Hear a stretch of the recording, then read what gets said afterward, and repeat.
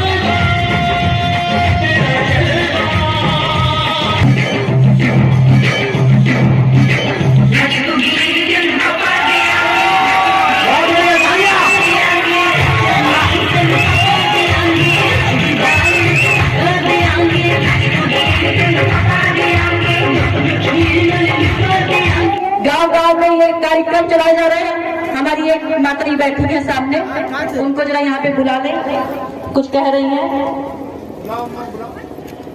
बुला लो यहाँ कि आज हम जो काम कर रहे हैं, आज हम अपने घर से निकल करके जा रहे हैं और इसीलिए कर पा रहे हैं कि हमको पता है कि हम सुरक्षित हैं। हमको एक बेहतर माहौल मिल रहा है और बेहतर जब माहौल मिलता है तभी बच्चे कुछ अच्छे से कर सकते हैं, बहनें अच्छे से कुछ कर सकती हैं। कुछ भी अच्छा करने के लिए एक बेहतर माहौल की बहुत आवश्यकता होती है, जो हमको उत्तर प्रदेश की सरकार देने का काम कर रही है। पहले तो बहनों के खाते भी नहीं हुआ करते थे। गरीब परिवारों में, ग्रामीण क्षेत्रों में हमने देखा था कि बहनों के खाते भी नहीं हुआ करते थे। आज हमारी बहनों के खाते भी हैं। जनधन खाते से बहनों के खाते खोले गए और हमारी केंद्र और प्रदेश की सरकार ने बहनों को स्वावलंबी बनाने के लिए उनको रोजगार भी देने का काम किया। और मैं दावे के साथ कह सकती हूँ, यहाँ पे बैठी हुई बहुत सारी बहनें किसी न किसी कार्य को जरूर कर रही होंगी। यही तो अंतर है पिछली और अब की सरकारों में। सरकारें वोट लेती रही, आधी आबादी का ध्यान उनको तब आता था जब चुनाव होता था। चुनाव के बाद आधी आबादी को वो लोग भूल जाया करते थे।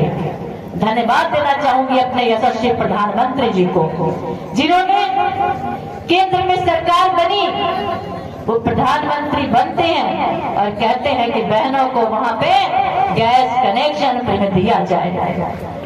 पहले भी सरकारें बनी, हमारी बहनें चूल्हे पे खाना बनाती थी, लोग वोट मांगने आते थे, बहनों के आंखों से आंसू निकला करते थे, उनके फेफड़े खराब हो जाया करते थे, कभी किसी ने ध्यान नहीं दिया। लेकिन मोदी जी ने कहा कि हम उनके पास वोट देने के लिए जाते हैं तो हमें उनके लिए कुछ करना होगा।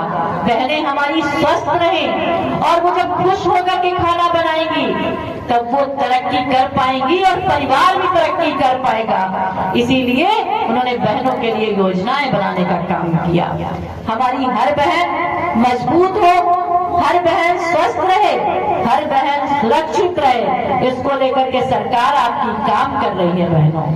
और हमारी बहनें जब चुनाव का समय आता है, बढ़ चढ़ करके वोट देने का काम करती है और लोग कहते हैं कि ईवीएम खराब हो गई। गांव गांव में चुनाव जब हो जाता है उसके बाद में विपक्षी पार्टी कहने का काम करती है कि ईवीएम खराब हो गई, उसे जब खोलो तो फूल ही फूल निकलता है, दूसरा कोई वोट नहीं निकलता। भाइयों, ईवीएम खराब नहीं होती है, हमारी बहनें जागरूक हो गई हैं और इनके दिल और दिमाग में कमल छा गया है, इसलिए ईवीएम में कमल और कमल दिखाई देता है। जैसा कि अभी अध्यक्ष जी बता रहे थे कि प्रधानमंत्री जी ने कहा कि हमारे लिए कोई जाति नहीं है, विपक्षी पार्टियां तो जाति और जाति चिल्लाती नहीं, लोगों को बरगलाने का काम किया, लोगों को गुमराह करने का काम किया, लोगों को ठगने का काम किया। और मैं दावे के साथ कह सकती हूँ, चाहे किसी जाति की बहन हो, चाहे किसी जाति वर्ग का व्यक्ति हो, चाहे हमारा भाई हो, चाहे बहन हो, चाहे किसान हो, चाहे मजदूर हो, चाहे युवा हो, चाहे बच्चा हो, हमारी केंद्र और प्रदेश की सरकार ने किसी के साथ भेदभाव करने का काम नहीं किया। भाइयों और बहनों, भेदभाव करने का काम नहीं किया। हमने जाति और वर्ग के नाम पे योजनाओं को लाभ देने का काम नहीं किया, हमने लाभ उस प्रकार से दिया, पात्रता को देखते थे इसको लाभ देने का काम किया। भाइयों और बहनों, हम मोदी जी कहते हैं कि कोई भी गरीब परिवार बिना आवास के नहीं रहेगा। हर गरीब परिवार को हम छत देने का काम करेंगे, आवास देने का काम करेंगे, शौचालय देने का काम करेंगे, राशन देने का काम करेंगे, आयुष्मान कार्ड देने का काम करेंगे।